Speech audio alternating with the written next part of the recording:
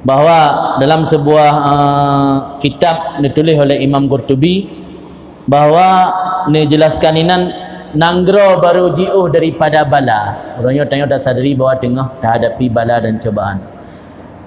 Nanggro baru jiuh daripada bala benar put perkara.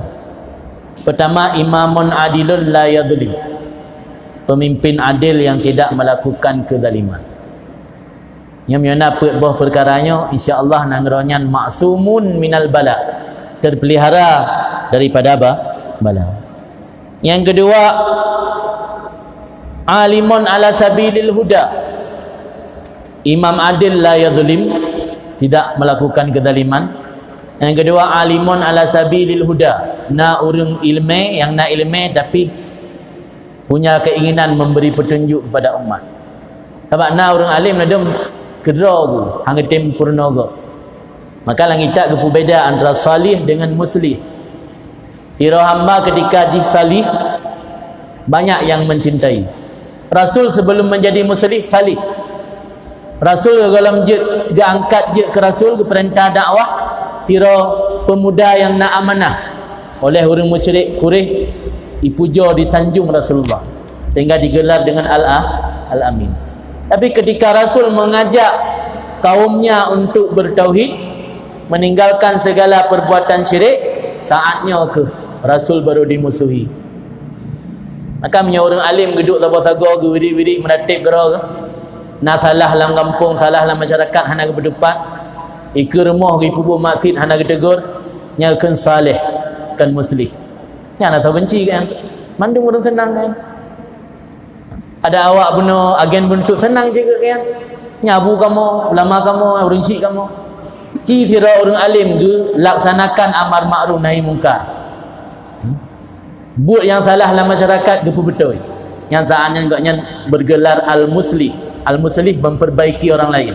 Yang salih orang yang baik dirinya. Kira orang yang salih pasti banyak yang cintai. Tapi ketika dia berubah menjadi muslih, pasti banyak yang membenci. Rasulullah saat menjadi muslih diusir dari kampung halaman sendiri, harus hijrah ke Madinah. Jadi pertama bunuh imam adil yang tidak melakukan kezaliman. Yang kedua, orang alim yang ala sabilil huda, selalu memberi petunjuk kepada umat. Yang ketiga, masyayikh, ada tokoh-tokoh atau orang tua, para sepuh, ya'muruna bil ma'ruf wa yanhauna 'anil munkar, selalu mengajak perbuatan baik dan melarang perbuatan terlarang. Wa yahruduna 'ala talabil ilmi wal Qur'an, dan memberi semangat untuk mencari ilmu dan belajar Al-Qur'an. Kemudian yang keempat, nisa'uhum masturatun la yatabarrajna tabarrujal jahiliyatil ula. Perempuan-perempuan negeri tersebut memiliki penutup aurat. Perempuan yang menutup aurat, tidak menampakkan keindahan tubuh sebagaimana yang dilakukan oleh orang-orang jahiliyah zaman dulu.